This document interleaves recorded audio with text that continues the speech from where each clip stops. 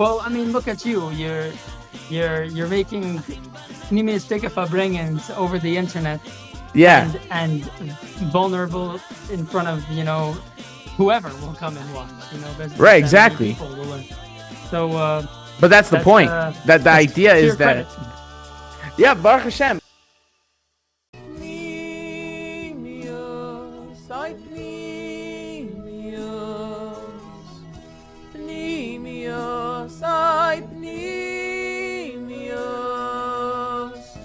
Won't you come and join us? Bipnimios.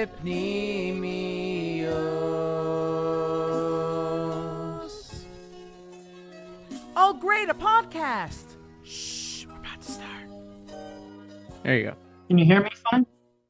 I hear you perfectly.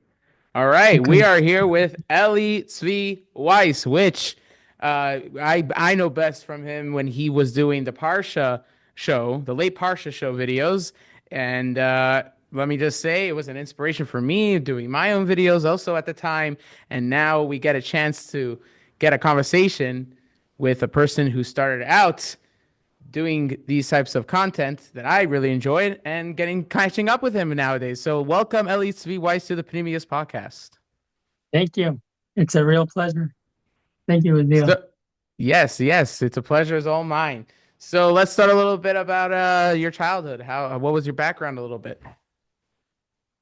Well, I grew up, Baruch Hashem, in a wonderful family. I'm one of 11. I didn't grow Kinaina up as Hara. one of 11. That evolved, of course. I'm the second to oldest, but my parents are shluchim of the Rebbe in a small little town called Miami Lakes, which Baruch Hashem is also now growing by leaps and bounds. And I was very, very blessed to like watch my parents, as the Rebbe shluchim with a real love for fellow Yidden.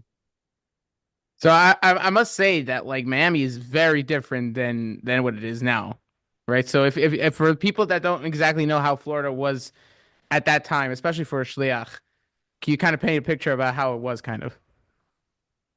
I mean, I don't even know if Miami Lakes um is like this. It's really not the same story as Miami in general, Yeah, but it's not. But it's not like it's you being there and but knowing the yeah, Avir and stuff. right. I mean, as kids, we always complained like to my parents that like our friends that were Baruch Hashem, we were close enough to be able to go to school. We didn't do online school. Not that online school isn't great. It is great from what I know and see about it. But we were able to go to like a normal school and like interact with people physically. But we still were like jealous of the rest of our friends who like were able to go to each other's houses on Shabbos, and meanwhile we're like we have to play with each other, Nebuch. Right, yeah, So exactly. yeah. But Um, it wasn't even like the other Yidden um who would come to Shul even lived like close by. They were like driving from far away, still within the area that my father was sent on shlichus, but like it wasn't right there. there's something special about Shluchim's kids that even though like we typically say like yeah we were always jealous of like our Crown Heights friends or we were always jealous of our from neighbors and like that live in from neighborhoods, but at the same time like even for me as a shliach, like as a kid, I can't see my life being like any different, and I sometimes not saying that other uh backgrounds of Lubavitch or from kids are some way different, but I'm saying Bichlal, just for me, I just feel like there's such a bracha even with all those challenges, it all culminates to such a bracha of of a childhood that we grew up with. Yeah, I would agree. I mean, and people who aren't like who aren't called shluchim, by the institution, by Merkez, but are Right? still Yeah. shluchim. Their children are also shluchim's kids. But I think what's different is that for us, it was like always so clear to us as children. Like, kids learn so much from what their parents do, more than from what their parents tell them. And Right. you know, even a regular business person is, of course, a shliach, and they might and they probably are very invested in the Rebbe Shluchos in whatever capacity whatever role they are. But it's harder for the children to see that because it's a little bit more masked. They're doing it out of the house, etc. But like by Shluchim's kids, they're watching their parents like live their entire 24/7 like this. So Right. it's much more exposure. And there's something about that type of lifestyle where you kind of see your parents being different than everybody that kind of puts of an interesting perspective of respect and seeing a role model from your parents. Like also I can say that for me too. Like Yeah. just it just makes it more clear for children because obviously parents are your role models, but when it comes clearer in a way where you see them different than everybody, they're sticking to their morals and to their tradition and hug him, and it just makes it just makes making me personally looking back at my childhood, making it so like wow, I didn't really think of that much, but now I do really recognize that. Yeah, it's true. Ashreinu. That's right. Yeah, exactly. Mhm. So get fast forwarding a tiny bit. Where did you go to yeshiva? So I left home right after seventh grade. I went to Detroit, which the eighth grade is Shir Aleph, Mesivta. Yeah, yeah, exactly. Yeah, Yeah. and in I I Detroit, didn't but that's not I what. didn't love Yeah, it. I didn't love it. I have love for like I mean it was a huge part of my experience in life and like Baruch Hashem, I really can't even think about things that like I regret, like whether it was my choice or not. And it wasn't really my choice. Like what do I know as an eighth grade boy? right. Like, we came to New York for my bar mitzvah. My father brought me. We had an aliyah in the Rebbe's room, and then we went to the oil, and my father was bringing over there by the oil. Eventually, wee hours of the morning, I'm like, okay, Tom, I'm going to sleep, and I went to sleep on a bench. And my father was there breaking with some of the Bochurim. And I remember this, like I'm sleeping on a bench, and my father like comes over to me and like wakes me up, and he's like, "Trent Sifta," like the Bucker basically like convinced him, you have to send your Buckerol to Detroit. And my father told me later he was very impressed with those Buckerim. He was breaking with them, and he was like, they're very serious about the Rebbe's Inyanim, and they're very menschlich. I like it.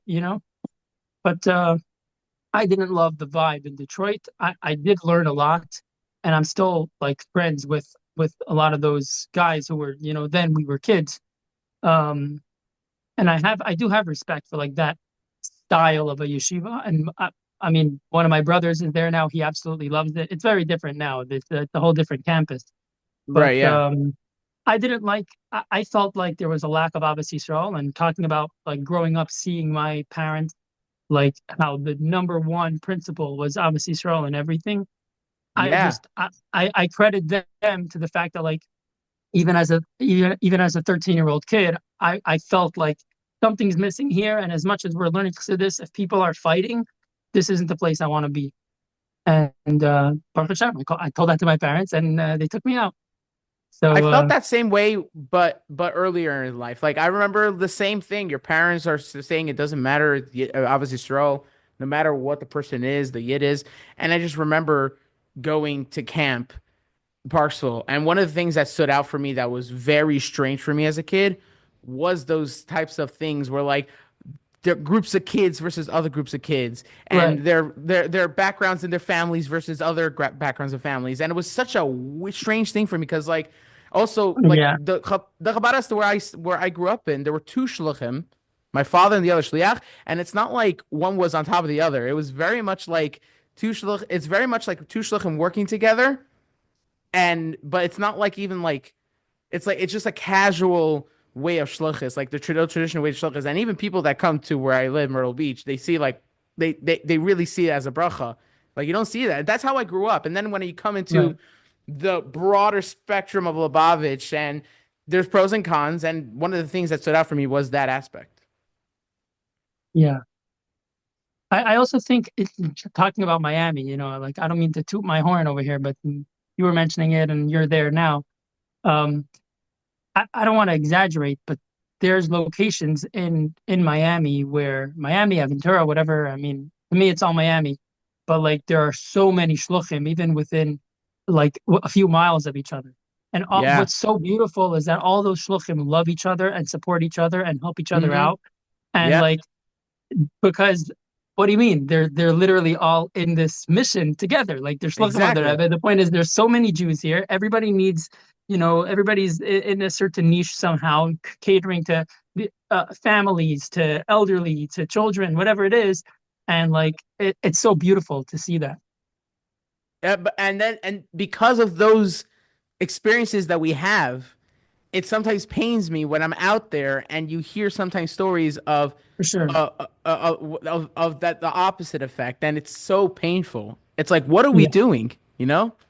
Right. But what are we doing if we talk about this on the previous podcast? Because I don't Yeah, have a exactly. solution.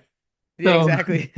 if we But had that's a the point. solution, That's the point. We're just talking. We're just flowing. You right, know? right. Um. But s- I have a rule, by the way. We didn't mention anyone's names, but Bichlal by a Fabrengen, which was what the previous podcast is, from my Yeah, for understanding. sure. Yeah.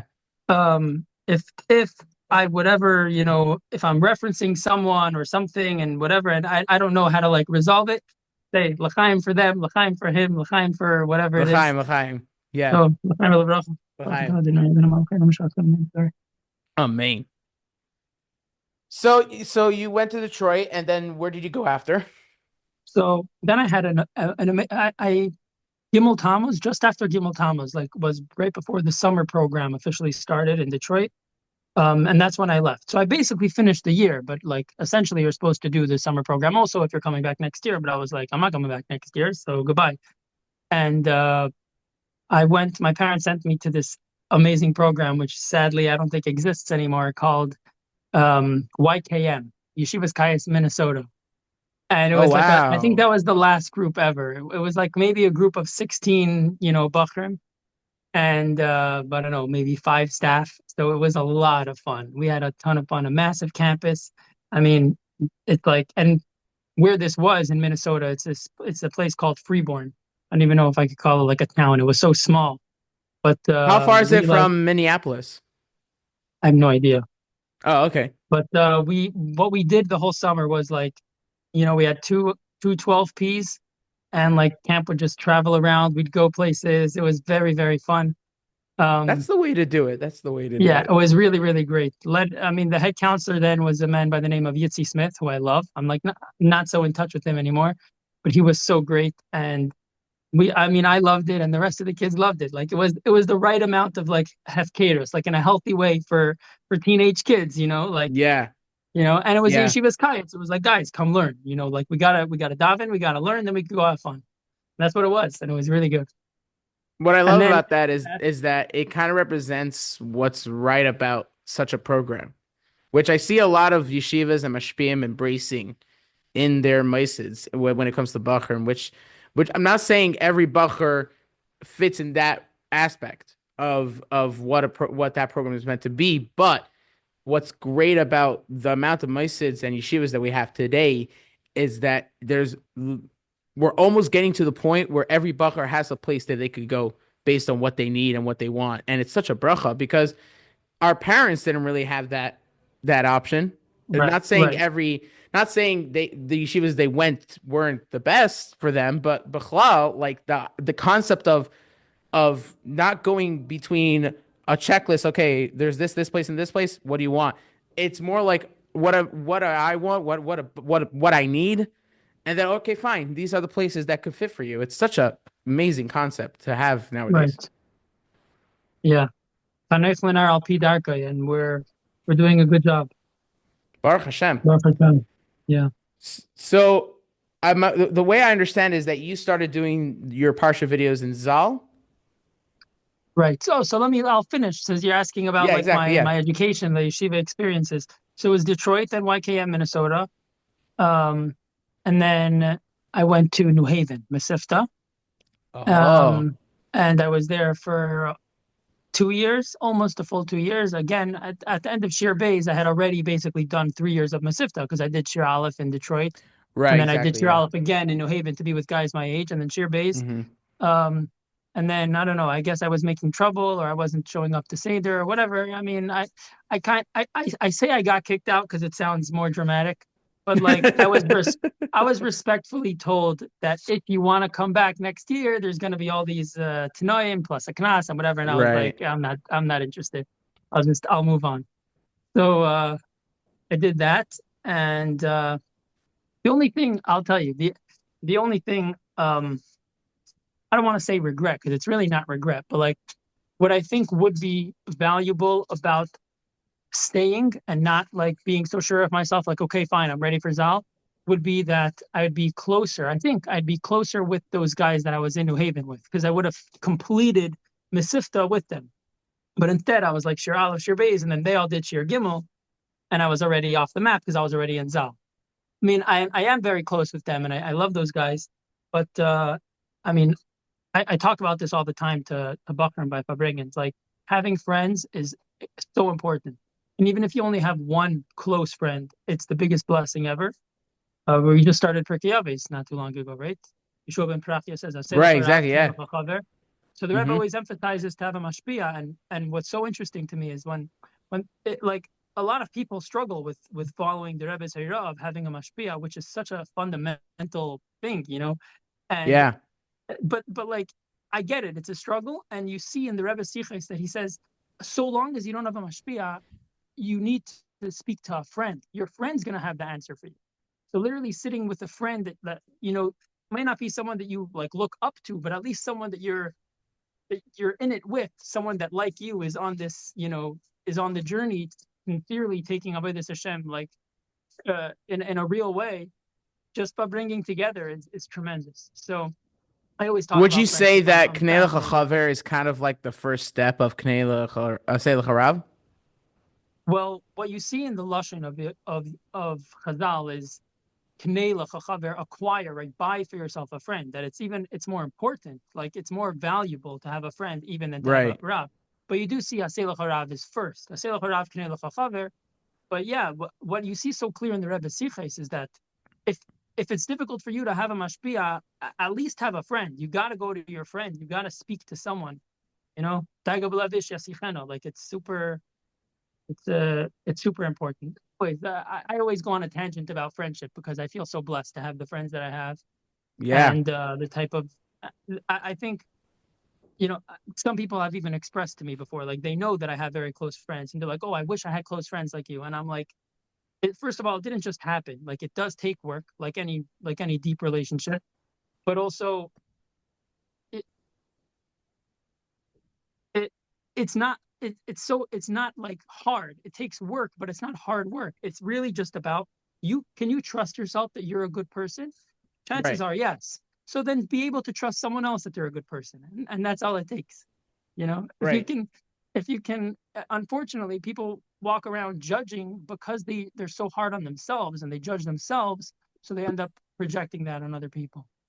Anyways, again, No, it's going on perfect. a tangent. No, no, no. Seriously, like this is really good stuff, and it's really interesting because um I know personally, like to be honest, I was not the best guy to have the closest friends. You know, when I was younger, I was much more not like I am today.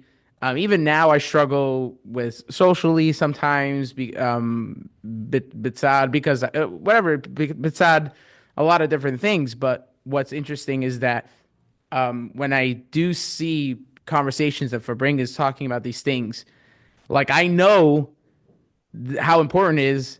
Like you know how important it is because you experience these things of having a knel chaver, and I want to say I don't have that aspect at all. I do have friends at Baruch Hashem and everything, but I feel like sometimes that there were parts of my life that I know that a good close friend would have been, and not just a close friend, a friend a close enough that I could be vulnerable with could have helped a lot with my life. You know?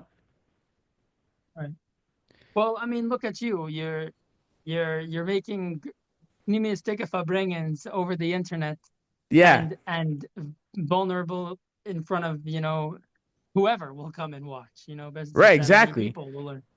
So But that's the point. That the that's idea to is your credit. that yeah, Baruch Hashem. But if that's the point, that the point is to showcase the idea that people are people, and For sometimes sure. we forget that. And so the fact that we could just, even though the idea is like, oh, I'm sitting out with whether it's bigger people and music and in videos. But the point is, we are people. Like we could get to know each other. We could brain. We could understand deeper concepts but not deep concepts that we can't understand, but deep concepts that we actually do understand, and that's how we know how deep it is.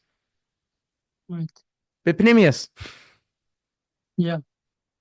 So you went to New Haven, and afterwards, where did you Yeah, go? I'll finish the yeshiva saga. So Yeah, I did New Haven for 2 years. Then I had like this like kind of uncomfortable period. And I say uncomfortable only because I feel like I feel like my father was unsure, like, okay, what's my son doing with his life, you know? But yeah. I was pretty mature, I think, at that point, like I understood that I'm interested in learning. I'm not interested in the structure of a Mesivta. But basically, before I went to Zal, I went to in Miami actually Yeshiva Torah Or by Rabbi Storfer. And Oh, I okay. was I was kind of, I mean, I wasn't a student, I was more of like a shliach there, but I was younger than the shlochim and younger than the students for the most part. But like I'd sit there and on my own time I'd sit and learn.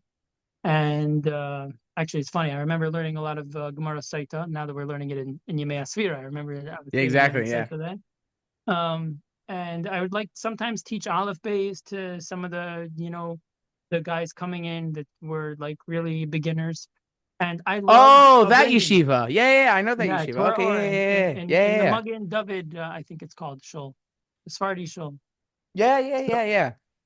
So for me, I have I a good loved it. friend there. Yeah. Like nobody was on top of me, but I would go every day and sit and learn. And sometimes Bochurim would fabring. Sometimes I'd speak with the shluchim over there. Sometimes I'd speak with the students over there. And I loved it.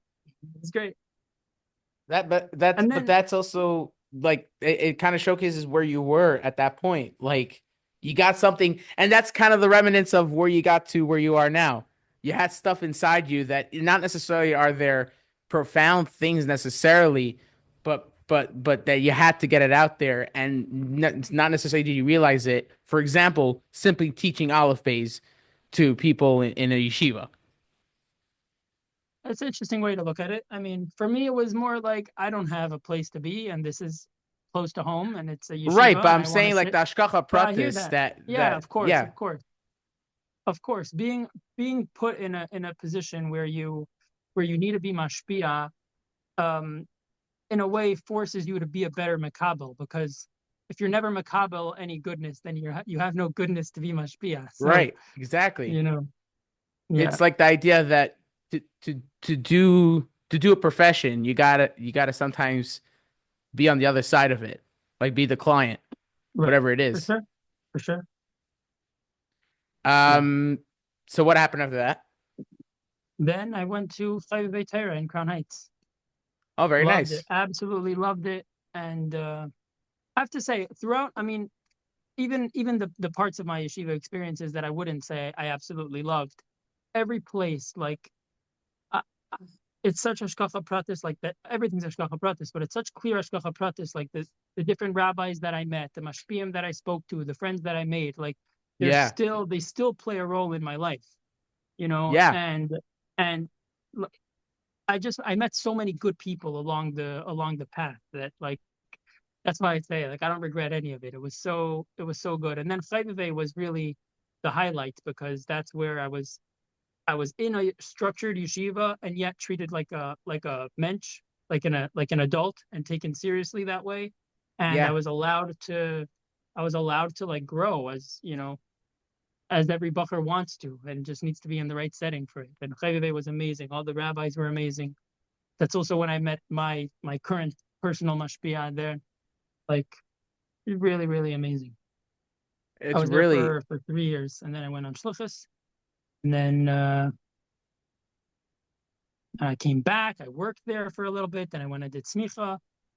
Just if you want the details, I did shluchus yeah, in yeah, in yeah. in Muncie, in a Oh, mesivta in Muncie, wow. which I don't think exists Nice. anymore. But that was a great year. That's also it's talking about friendship. I'll circle back to that for a second because I Yeah, no have problem. a vivid memory of, first of all, one of the mashpiyim that I'm very close to now was a teacher in this Mesivta, and we got close to him because like my friends who were on shluchas together with me, they actually like were going, and I wasn't so sure. I was like, no, I want to do smicha. I don't want to do shluchas, because even from a young age, I wanted to get married already. I was like, what do you mean, 18? I want to Yeah. get married. So I wanted to do smicha. And they convinced me to come. They were like, no, no, no, you got to come on shluchas with us, and we'll do smicha on shluchas. So this rabbi, his name is Rabbi Lush, he taught us smicha. I ended up only doing like basar b'chalav. I think already by Tarubas, I was very invested in the shluchas. So I said, okay, fine, I'll do smicha another year. Like I can't carry both things. It was very hard. Um, but so he taught us smicha, and we became close with him because he's a very wise man and a real like a real feeler and a lover. And we would constantly like ask him. It was challenging our shluchas, and we really, my friends especially are real machanchim, and I learned a lot from them being on shluchas with them. They're still like tremendously invested in chinuch. But all of us really, really cared to do a good job on shluchas. And like, what do Right. we know? Like we're fresh out of Zal, and like these are young Masifta Bochurim, and it was a more alternative style Masifta. And the Bochurim had various challenges, some of like,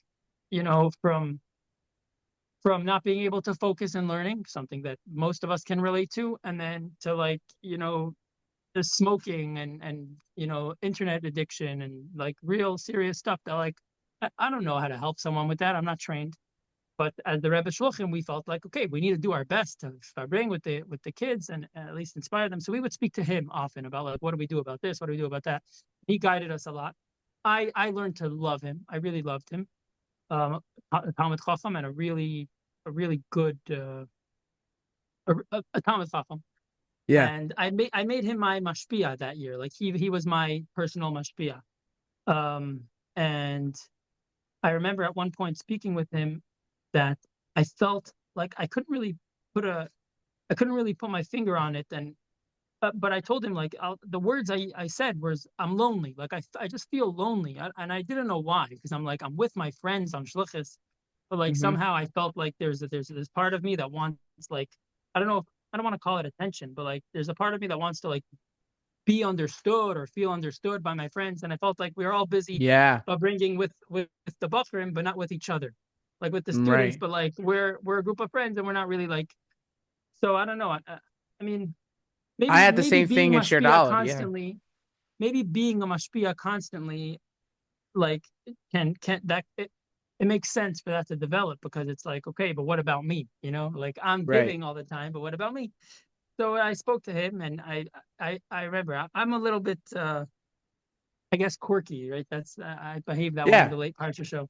So um, I told him, I said, you know what? I'm gonna make you my friend because you're my mashpia. I'm also gonna make you my chaver. I want you to be my chaver.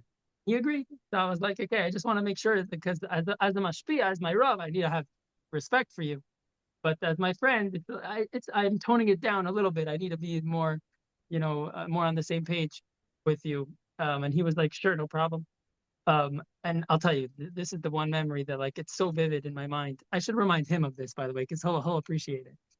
That I told him, I said, I'm trying. I just said it's vivid in my mind, and now it's like no longer vivid exactly how it happened. Like the Yeah. memory is vivid, but like the wording that was used. But the point is, he asked me like, um, oh, I told him at the end of this like long conversation about how I was lonely and whatever, and I said, I want you to be my friend. So at the end of the conversation, I said, I love you. I told him I love you. And like I was a little shy saying that. Like I made up in my mind, that's it. I need to tell him I love Yeah. him, like I said I love you. And then I said, you know, only because you're my friend, I can tell you that. Because as my mashpia, like, Yeah. I don't feel it's so respectful. And he totally disagreed with me. You're saying, yeah, but he was like, wait, you never tell Hashem you love him? But like you have respect for Hashem. You never say I love you to Hashem. And I was like, wait a second. Wait, no, I don't. And it like blew me Whoa. away. And like ever since then, I like in davening, I try to like bring myself to tell Hashem, I love you, Hashem. And like the fact that he said that, and it was like so simple for him, was So shocking to me. simple, And I, but I so felt much so dumb. I depth. felt really dumb.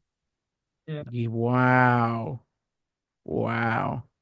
So let me ask you this because you were shliach for Bochurim. I'm a shliach for kids, Yeah. so I had a different type of shlichus. But what's interesting is I that see some of your stuff, by the way. Your work is incredible. Your mom is doing the oh, Rebbe's thank you, work. I love it. thank you. Um, Mm. but here's my question though. Because I am interested. There are some things that shluchus with Bochurim that sometimes I not that I envy or anything because I love my shluchus 100%. But sometimes it is interesting to think like, wow, there's a whole different level when it comes to shluchus with Bochurim, especially Mesivta and Zal are different. Um, did you ever get you probably connected with tons of different Bochurim. What would you say for you personally was like the type of Bacher that you love to hang out with or get to know of? Was it the Bacher that was really different from you? But it could be besides struggles or personality, or the Bacher that was really that you connected with, like, oh yeah, I felt the same way when I was younger. Like, what was like your sweet spot? I mean, it's really a longer answer, but in short, it makes sense to say the second one, that someone that I kind of like understood because I felt like I related more with them. Mm-hmm. But I mean, if I can say like a type of Bacher, it was just always about, are you, I like treating people like I like treating people, and especially young people younger than myself, the way that I liked being treated even when I was their age, which was Mm-hmm. like a mensch, like a serious person. Yeah.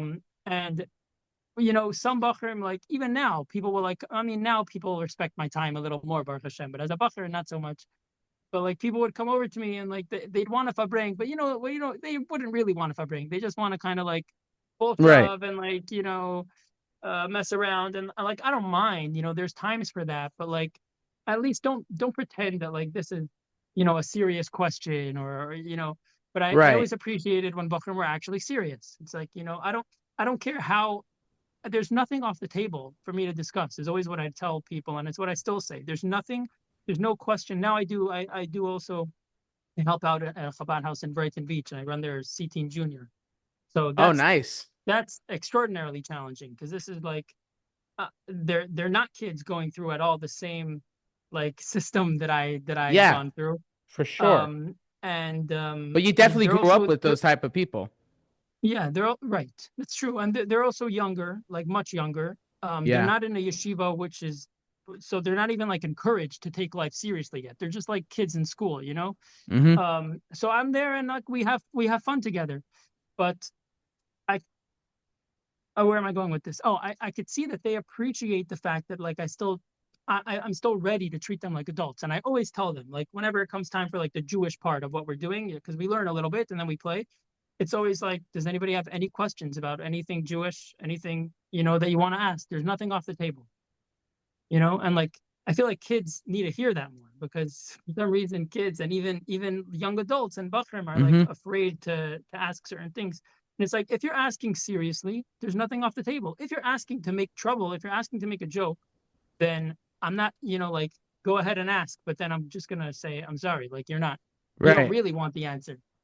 But I always appreciated when someone was serious. It didn't matter how much I relate to it or not. Sometimes I don't know, but Right. And you're going as in the aspect of the Mashpia, but it's the same thing with the Makabo, the guy who's trying to get from you. Like I see that with kids all the time. Like when people, especially with the grades that I deal with, second to fifth grade, when people treat kids like kids, most times, not all times, but most times, it's not going to go well because kids basically want to be treated like adults. And I think that just and that's just like the reflection of just everybody in any age. That just people want to be treated in a way where they're striving for a level. Because then if you're treating them um at most their level but lower, then they're never gonna grow. They're never gonna grow or relate to it because people just generally want to strive and go for higher levels beside anything. It could be beside their personality, beside their maturity, beside their life, beside how they're treated in general. Just people want to be treated something more than just how where they are at that moment. yeah, I agree. And that kind of pivots to what you were saying, that like as like mensch, like simply like people talk with you like just talk to me or I'll talk to you like a mensch, and that's it. And there's no like Right, overthinking about it. right. Did you you as a shliach, as a bacher, was there a lot of revelations for you personally for like for when you were a bacher with your shluchim? Because I know like a lot of people, let's say like dorm counselors or let's say mashpiyim, they'll go like, oh, when I was a bacher, I thought that way, and then they grow up and go like, oh, I understand kind of like where they were coming from. Did you have that at all? No, I mean, I don't usually see the things that I'm doing as like, I don't know. I don't, I think it's a good thing, but you tell me if you think it's a flaw I in think me. it's a Like great thing because you were I just don't doing usually yourself. see like I'm not trying to like judge like based on what I'm doing, like how someone else did it or whatever, But you it's know. not Like beside judging. It's beside like things in general. It could be the positive and the negative. It could be like you anything. said, Like, revelations. Yeah. yeah, Um, um, I mean, I guess you could say that like I appreciated a lot more like the time and effort that shluchim it when I was in yeshiva like put into, you know, even just Fabrengen yeah, with me. And I was, by the way, I was that type of buffer that I didn't like, that I'm saying now I didn't love to Fabrengen with. In other words, very often I would approach the shluchim just to drive them nuts, right. not like to have a serious conversation. You know, and Mm-hmm. sometimes I would be the one making silly comments by Fabrengens to the point that I even got kicked out of Fabrengens. Who gets kicked out of a Fabrengens? But Right, Ellie Weiss exactly. did, you know. But yeah, And but see, people and still a lot of guys gave me the time of day, and that's you know ultimately even when a guy's wasting your time, if you treat him in a way where it's like I expect you not to waste my time, then they realize, and it's like either they'll stop or they'll get serious with you. So, it what's interesting of what you talk about your Shiva life is that people will listen to you and go like, oh wow, he's such a profound bacher, like so different when he was younger, and now he's strived and like does better. But the thing is, most bachrim have that experience, and I know for a fact I had that experience too, where you were so different in Mesivta, and all these things just culminated to you learning from everything and life, and just the things really hit you hard. Some things hit you just casually, and you learn from them, and then you just grow up to be something even better than what would have been if you just casually just went through a smooth ride, you know? And I think it's just more common for people to have that experience in yeshiva. And I think that's also profound in a way, because then all what happens then is that all your experiences in Mesivta, not you personally, but even like in general, like the experiences in Mesivta, both the positive and the negative, are not invalidated because you're different now or because you change, you matured. It's actually elevates all of that past experiences for yourself in a way. yeah, for sure. I mean it's fundamental to this. You know, they really as the Rebbe would always quote, the Yerida is L'Tzeirach Aliyah. And Right. when you learn enough of the Rebbe's Torah, it becomes clear that what we're calling a Yerida is really not even a Yerida, since it's L'Tzerech Aliyah, it's part of the Aliyah. Right. So It's so it's a true. very And yeah. and then sometimes you don't even realize it was the Arida till later, you know? And then you realize, and then when you realize it was, it's like, oh wow, that is such an aliyah. Because the more distance there is between what the Arida was and the aliyah was, it just becomes clearer. They're like, oh yeah, that was a emistic aliyah for me in life or just in general. Yeah. And I always have that like that kind of self reflection of like how I was younger and how it was when all these things, and it just becomes so much clearer that like it like not in a way like, oh wow, that was weird when I did that as a kid, but more like, wow, I did that as a kid, and now there's so much to take from that, and I just love that, and I truly hope that everyone has that experience, whether they're figuring it out or when they're already past that stage, and then they just look back at their previous life or how they were. true. So you were in Muncie as a shliach, and then you were there. So what happened afterwards? Then I think afterwards I went back to Chayveve to help out, and I was like a mashkiach slash shliach, like again, uh, some sort of mashpia figure. That's basically what it was. Um, and I was so lucky to be alongside my mashpia, Reb Levi Tzukernik, who now runs Achet Mimim in Crown Heights, which at that point, like it became, I think I was there right when they were came together with Rabbi Blau, who was the previous Manal of Chayvei Torah. Um, like they organized this structure of like let's split yeshiva into two, like you were saying, so that more Bochurim feel at home, more Bochurim feel like this is the right place for them. Because it was a very Right. I loved it. I loved the fact that it was a big mix when I was there. Chayvei was a mix of like you had like real serious learners, like guys who had, you know, a Shepsula for a Nefesh Bahamas, and then you had Mm-hmm. guys with like a full on bull that are like always trying not to learn and trying to make all the trouble, but everybody still, was growing together, and I liked it a lot. But I'm not an expert masanich like either Rabbi Blau or Rabbi Tukernik. They decided that there should be two yeshivas, which now is clearly was the best thing because Chayveve is doing amazing, Yeah. and like I Temchet have a lot of Mimim, and friends then that go Achet there. It's Mimim, it's really truly yeah, amazing. and then Achet Mimim, which is its own yeshiva in its own right now, also amazing, amazing place. So I was very lucky to like be working alongside Reb Levi, who was, you know, I farbrengt with him all the time, and I farbrengt with the Bachram over there all the time. And then Mm-hmm.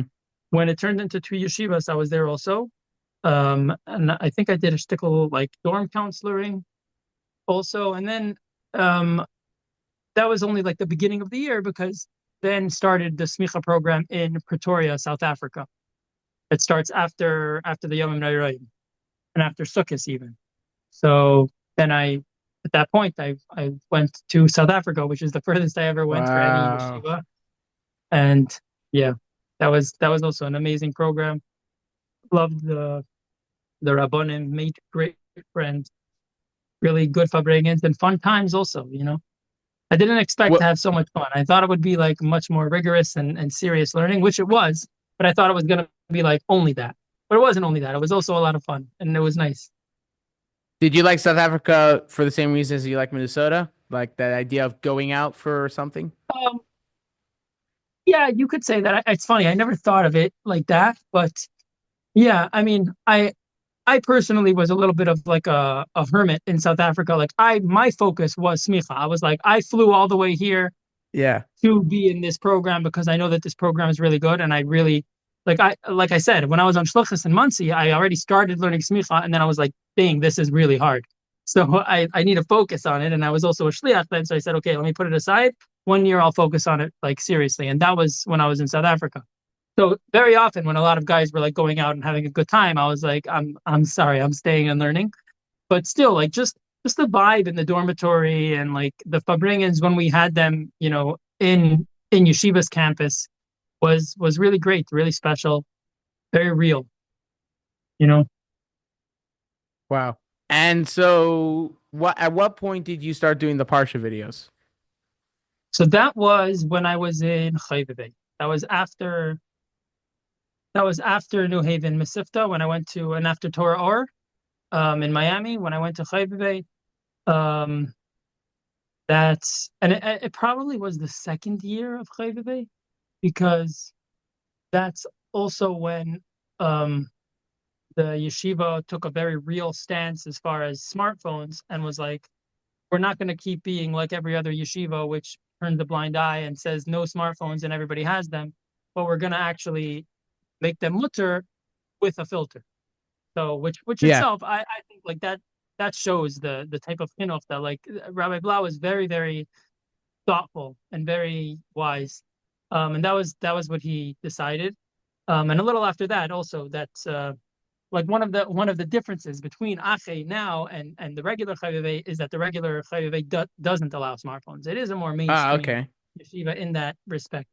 But then it was like, okay, you know what? We're not gonna pretend that not everybody that everybody is following this rule when everybody isn't following the rule. Right, So exactly. let's just have all the Bochurim put filters on their phones, and that was a very like everybody felt respected by that. It's like, okay, Hmm. we're There's a being sense of treated like trust. mention. Yeah. So I'm saying that it must have been then, which I think was the second year that I was in Chayveve, because I needed a smartphone to make the videos. So, but I started like I remember the week that I started.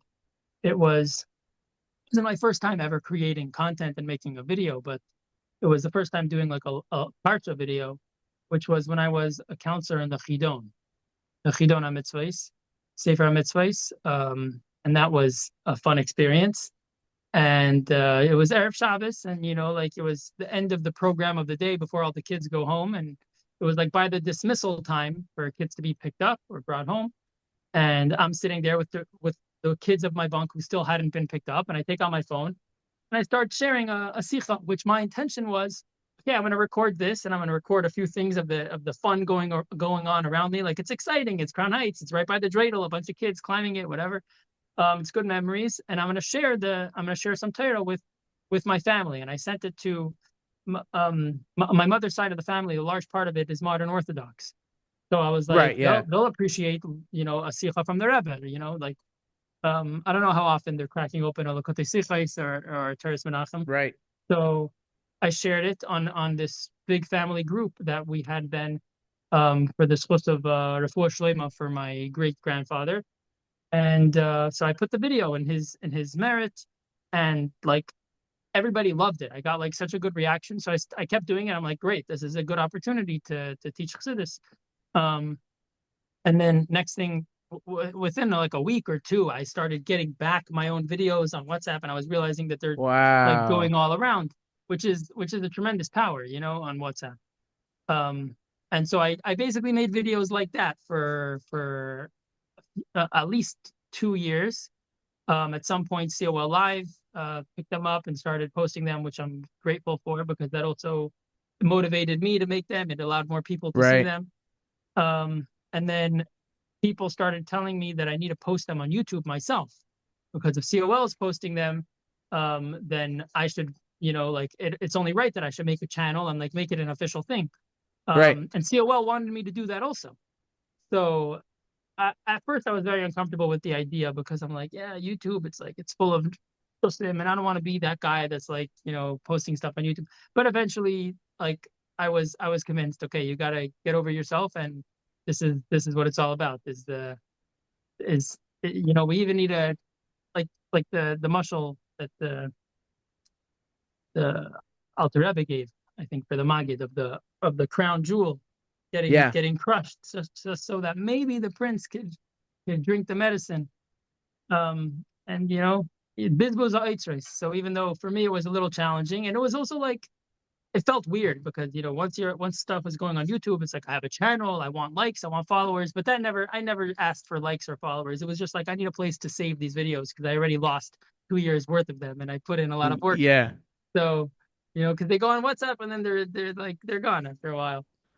So Yeah, and I yeah. think that's the best way to go at it because then you're actually truly doing it for how you started doing it. You try to tell your family, like show your family in a fun way, Sicha of the Rebbe. And so if you lose that because you're trying to do something else, like make a channel or try to get the likes, then you just lose that the reason why you did in the first place. And which is also why like sometimes when I do content, like people go like, "Oh, you should do like this song because it's like it's the next big thing. Oh, you could try doing like this YouTuber because he's the best." But at the end of the day, I started doing this stuff because I enjoyed doing it. I enjoy doing the things I do and the things I like to talk about and do things about. And so if I pivot from that, then there's no point anymore. All It's right. not me I anymore. mean, yeah, you always need to stay true to what your mission is. I mean, I never cared for the likes or follows or whatever it's called, subscriptions. But what I'm saying I cared about was just like in my head, I thought that people are going to think that that's what I'm doing. But eventually I'm like, hey, Ellie, you need to get over yourself and you need to Right. use YouTube to save your videos and be able to post them in other platforms in an easy way because not everyone's on WhatsApp and you could expose this to more people. you know. Right.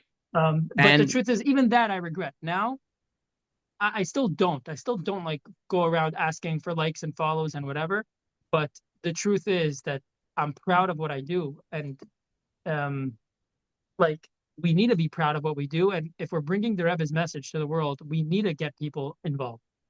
right. I mean, you need to go. And a businessman doesn't wait for people to come and call him. He's going and calling people and saying, "Hey, I have this product, and this it could be beneficial to your life."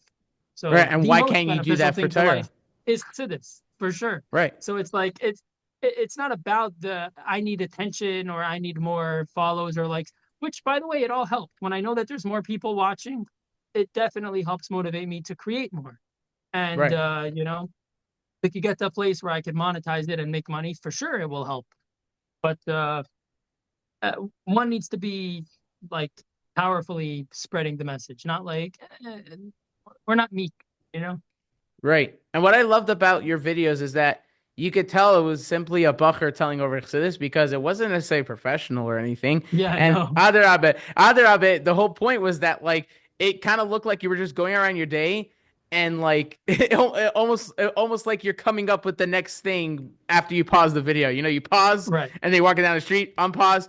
Oh yeah, and as I was saying, it was so By beautiful the in that way, way. it was like that, and a lot of people miss that like element.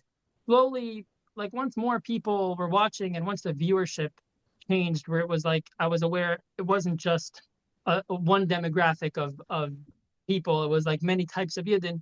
I felt the need at least to adjust the content to be more understandable to all those types of people.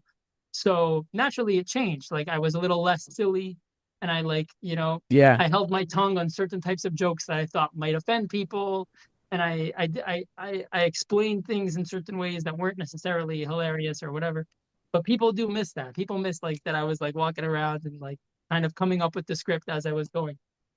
Yeah, but also like it, I kind of had the same way where like where at first I had a lot of I would when I would say a video I would do a lot of ums and pauses, and now it's just like it's kind of like I get it through it, it's easier, but also a bit sad like just the way you go at it. But also what I realized that is like for example, like now we're in Sphera, and so I'm not doing the music aspect as much. So one thing is like interesting is that like oh once Sphera's over, will I come back to the original way of how I started doing things? Because it was not like a routine, you know. So that's an interesting way to think about it. Um, what was the process of picking the Sichos? That's also interesting because I remember I spoke to Rabbi Benny Hershkowitz, which was the Shliach of Legend. Cabo. Yeah, Yeah, of course. legend. He also did some Parsha videos also in his own time. And as a kid, I spoke to him, and also we're good friends now. But I remember as a kid, like the thing that he talked about was that the one thing that also David Taub when he would do it Chigaduzi is that one of the things the harder parts of doing these videos is coming up with a good sikha to tell over because it kind of has to be relatable in a way that to all demographics, not just to one crowd. It also has to be very easy to tell over. Like Right. so, what was your process of picking the sikhs? So sometimes, for sure, in the beginning, it was like, I mean, Baruch Hashem, I'm privileged to be in yeshiva and like sit and learn chassidus. So any sikha that spoke to me is one that I'm able to share with someone else. Um, but eventually, once like I felt a responsibility, like, okay, I gotta make a video and I gotta like, hey, what sikha am I gonna do? I actually mentioned this in one of my videos, probably more than one. Like the secret was whenever I was doing chitas, I used the kahas chomesh for chomesh every day. Oh wow, And the kahas chomesh brings beautiful commentary from the Rebbe interwoven with Rashi, and so it like really gives you a deep appreciation for Pshat HaKasuv and then deeper than Pshat HaKasuv. Like it's Pshat HaKasuv the way that the Rebbe sees Pshat HaKasuv. right, And then on the bottom it brings in English very well translated, summarized Sichos, and it points you to the source. So I would like read it and I'm like, wow, that's easy to give over. And it's literally like probably it's already someone already did the work here in summarizing it.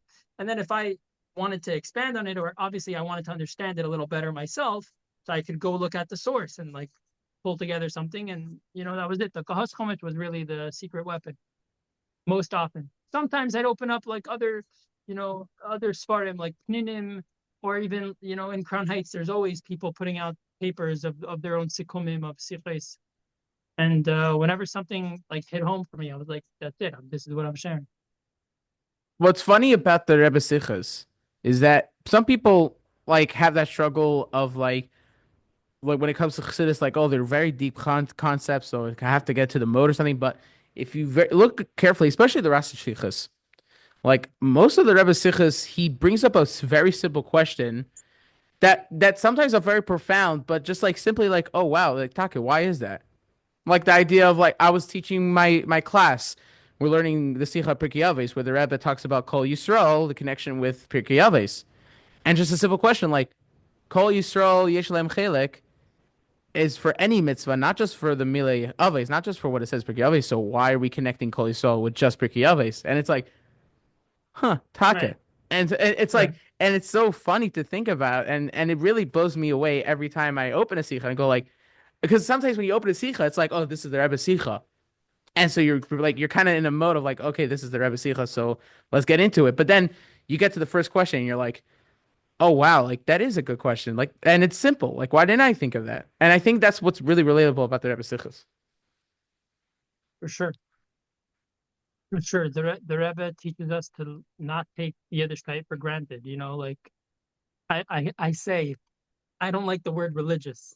Like people are Right. like, "Are you religious?" And I'm like, well, if it makes things easier for you to understand about my life, I could say yes. But I will tell you, like, truthfully, no, I don't want to be religious, because religious implies that I'm just like I'm doing things by rote. I tell people like I brush my teeth religiously. I'm doing that. I get up in the morning, I brush my teeth. I go to sleep, brush my teeth. The truth is that a chassid will, you know, there's a level where you brush your teeth even with kavanah. But Right. the point is, these are things that, like, okay, I do them, but doing like Torah and mitzvahs is not I'm not. You're not supposed to do it religiously. You're not supposed to do Right. it like you brush your teeth. You're supposed to do it mindfully and intentionally. And the Rebbe teaches us, like, oh, you're reading Pirkei Avos, Kol Yisrael. Okay, yeah, that's wait, 1 second. What's going on here? Why, like, Yeah, exactly. why Yeah. are we saying Kol Yisrael before Pirkei Avos? What, Yeah, So it's basically, and that's what's beautiful about the Sichos of the Rebbe is, like you said, he brings up that the aspect that like that a lot of times, unfortunately, people mindlessly do things because either they grew up that way as a from person, or it's because that's how they learn to school, or that's what they do in yeshiva, and then the Rebbe just brings us simply like, 1 second, what is to this? Not in a way where like you're meant to rethink everything, but sound like there's got to be something to it, and I think that's so beautiful with not just the Rebbe, but also a lot of the Rebbeim's as far what they bring out in for general. sure, for sure. Pnimius Torah. Yeah, Yeah. pun intended. Oh, um, has there I ever mean, been? you have it in Gemara also all the time, where Chachamim will just be like, 1 second, what's this? And it's like, hey, I would never have thought to ask that question. Yeah.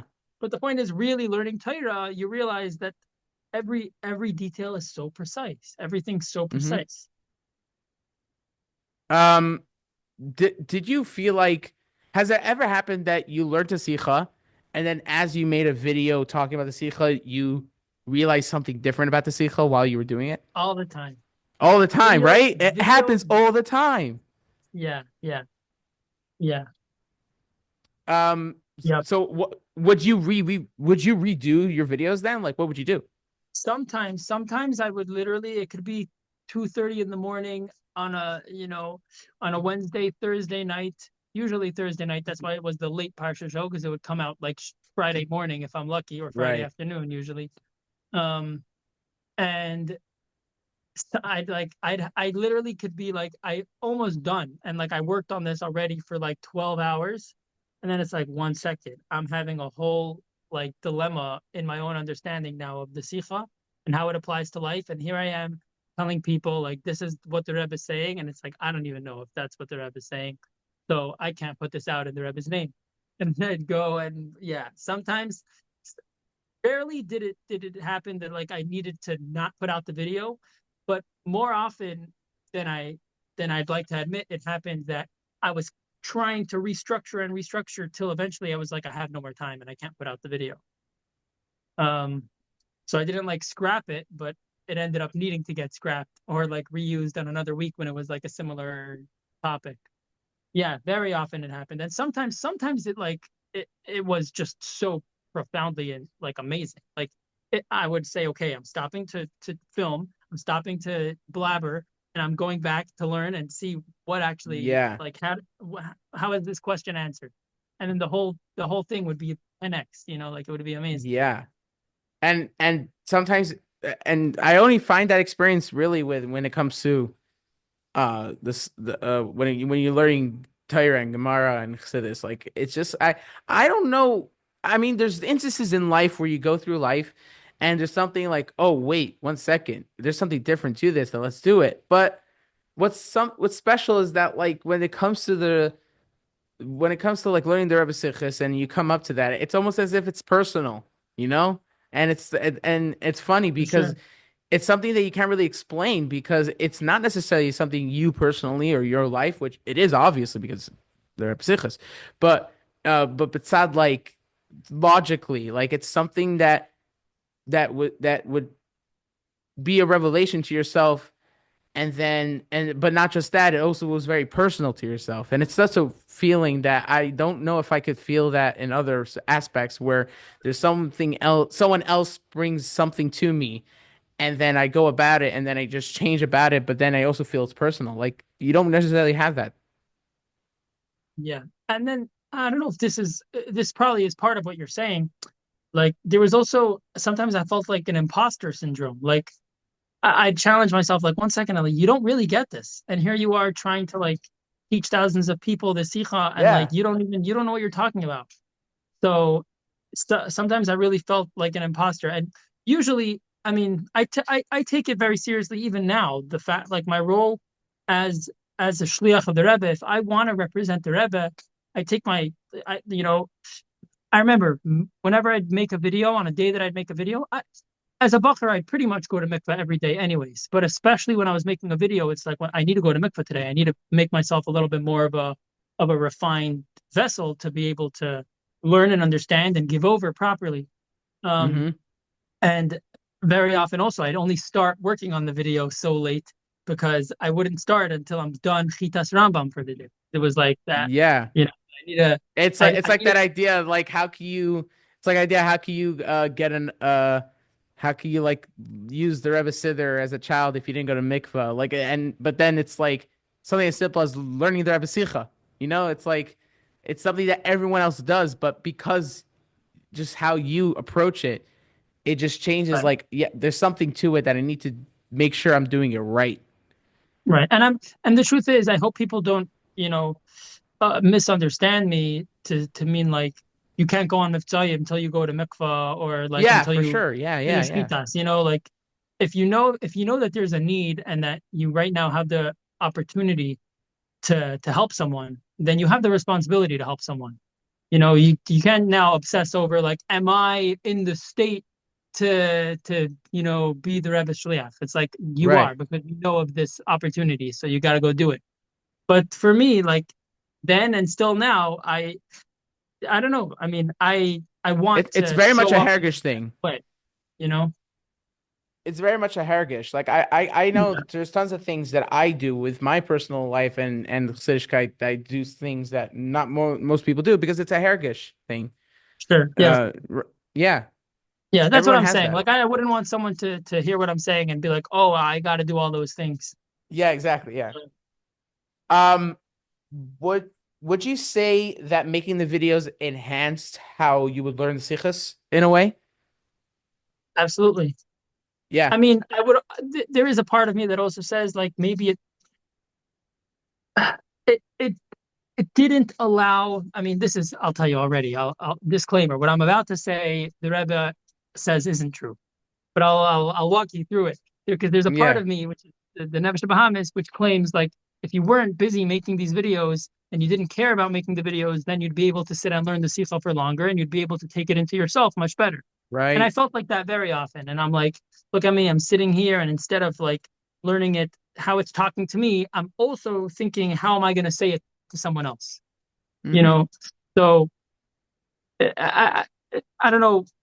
I don't know how to answer that dilemma because very often it was like a muddy concoction of both me trying to learn it and take it into myself, but then at the same time, I'm constantly like, oh, this is going to be great to say in this way. There's going to be great to say in this way. Sometimes even nowadays, when I'm davening, it's like a song comes to my head and it's like, oh, I really want to record this and like this would sound so nice. And it's like, okay, but right now you're davening. But as far as learning and teaching goes, like the Rebbe always makes it clear that that Mitzrayim is never a downgrade on your own avodah. It's always an upgrade. You That you bring up something that I totally forgot about, that you do music. right? Yeah. Yeah. All right. Which I gotta be honest, I haven't listened to, but I did know about you that you were into music. So you're mainly a singer. Also you compose your own songs. What's that like? So it's very similar to crafting the late Parsha show, and it takes a lot more time, because like for Yeah, me for to sure. create a video, I'm pretty much a one man show. I like when I involve other people, so people don't have to stare at my face the whole video. And there's another, whenever I had friends willing to be part of the video, I so appreciated it. Um, but music, I can't be a one man show. Like I don't know everything about running like crafting music. I don't play every instrument. I'm not even good with like a digital audio workstation, so the production takes a lot longer. That's why it makes sense that you haven't heard my music because I only have one song out. So and it's not even like the type of music that I'm working on now. I'm very proud of it, but it's not like I wouldn't say that defines what's coming. But Right. yeah, I mean, Um, so let's briefly talk about um music for you. What type of genre music is your sweet spot, would you say? um, I don't. I mean, I almost don't want to answer the question because I feel like I might be introducing a genre to people that might lead them to like not Jewish music. So Ah, okay. like I mean, I'll say like this. I'll call it my own name for the genre. The genre is Nefesh Bahamis music. So most Okay. Jewish music is Nefesh Kiss music, and I feel like there is a dearth of Nefesh Bahamis music, and I don't mean that like I'm trying to inspire people to koch in their behema, not at all. But I think that it's important for a yid to get their Nefesh Bahamis on board. In other words, a lot of the songs that I'm writing are straight up sukkim and they do have a very chiddush tam, but a lot of the music and probably the most of it, like when you're asking what's my sweet spot or what's the specialty, it's English lyrics, it's real life type of stuff, and it's like it's more EDM and like it's what I mean it's what the classic Mashpia would say is a less of a chiddush tam. Right. Um, that's why if I were to like to give the official names of the genres, then I'd risk until I put it out. I'm risking Yeah, yeah, them. exactly. I'm risking a viewer going and looking up what this is, and I don't know that it exists yet in an appropriate fashion. I was I Um, was I was looking I up mean, it my does. It does. channel. I'm thinking. I'll give you like, it's a little similar to Alex Clare. It's a little similar to some of Neeson Black stuff. It's not really rap, but I have some rap. I mean, the Perm song that I have out is a rap. Um, who else? Eighth There isn't Day so or much not of it. really? Yeah, a lot of my music is similar to Eighth Day. I like that like indie, kind of like folk music. Yes Um, or not really? Not really. I wouldn't say Moshe yes so much. My lyrics maybe, but like in a totally different fashion. Uh-huh. Um, but You yeah, have a better answer that what Google says about me. I looked up my channel today on Google to get, because it's just sometimes faster to get to my channel to look up something, and it said Uziel Naparstek, genre Hanukkah music. So yeah. nice. um We need some good Hanukkah music. There needs to be more Hanukkah music. Yeah, exactly. Um, what would you say? Um, what would you say in music and in when you do the Parsha videos? What would you say is the common denominator between those two things that makes you really passionate about those projects? If there's something, one thing you could point to.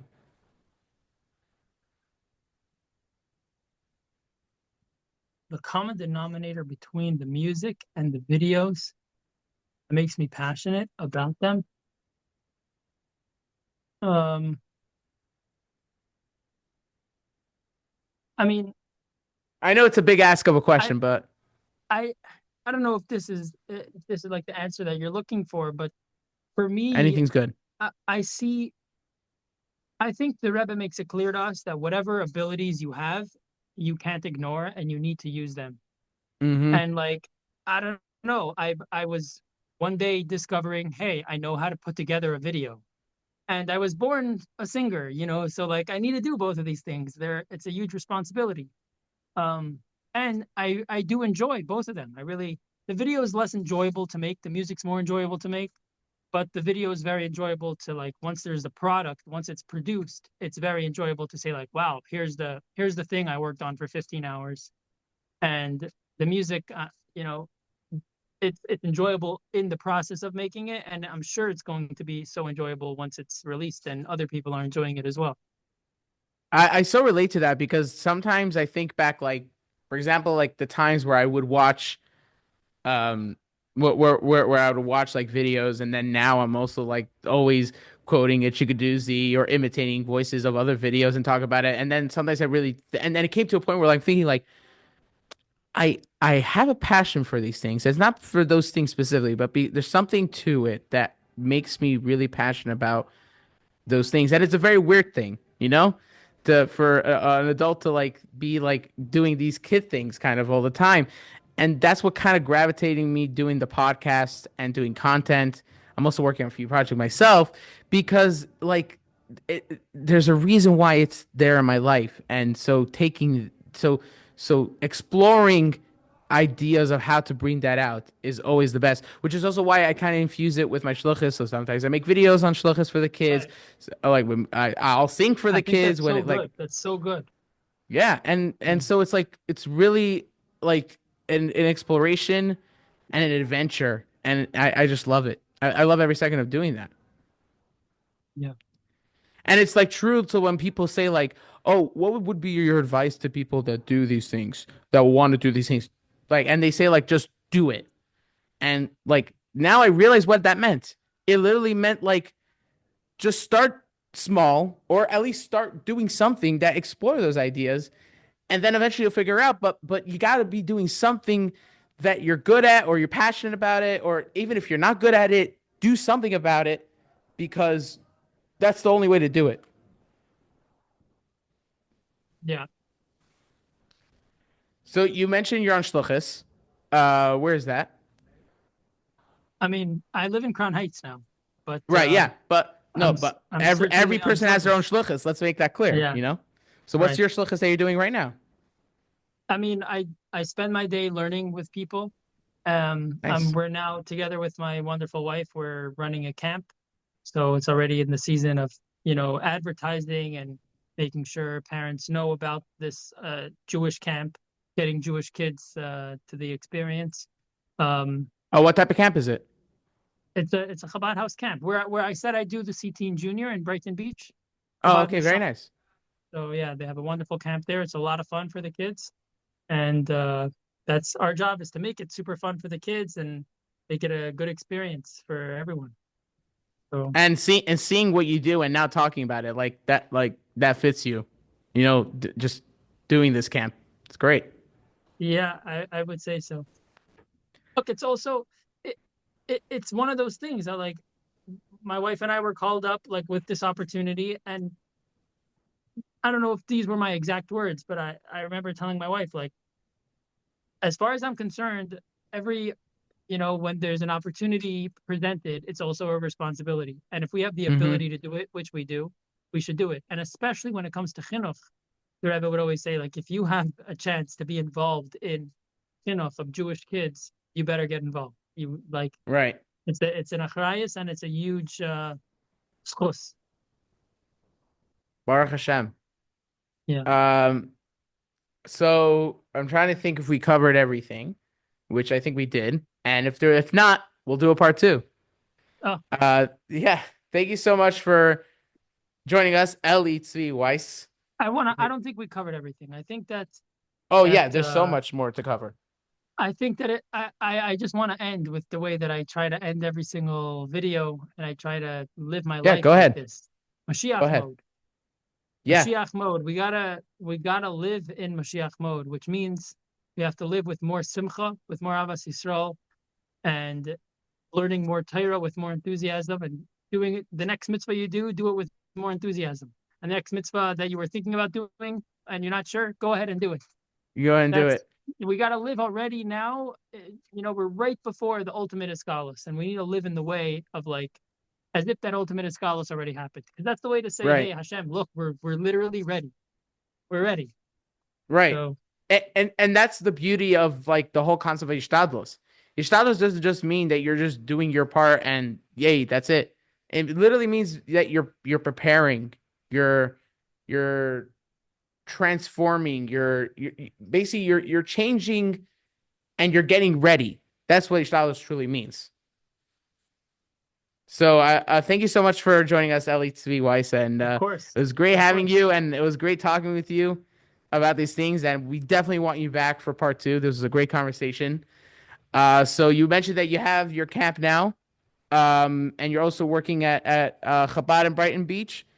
Right. We'll definitely put something on the bottom for anyone who wants to support the camp or the Chabad house and the programs you want to do.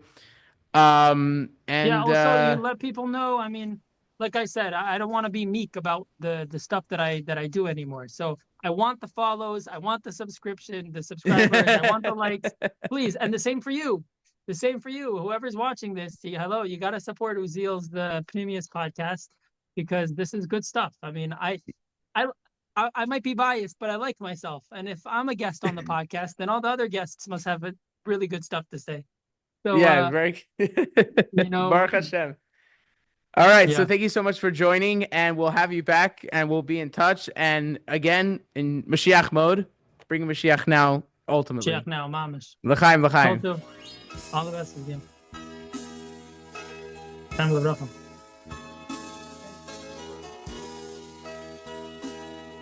It was a great conversation. I kind of liked how vulnerable he was with this whole conversation and how he took his time explaining his whole life story. He's also a younger man, but had so much to talk about his life, and I was along for the ride, and I loved every second of it, and I hope to see him next time on the PDS podcast in the near future.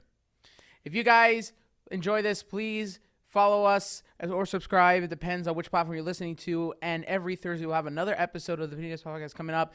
There's a lot of good guests coming up, already recorded, already in editing, and also ready to go with interviews, so stay tuned, and I can't wait for you guys to enjoy those episodes. Stay tuned.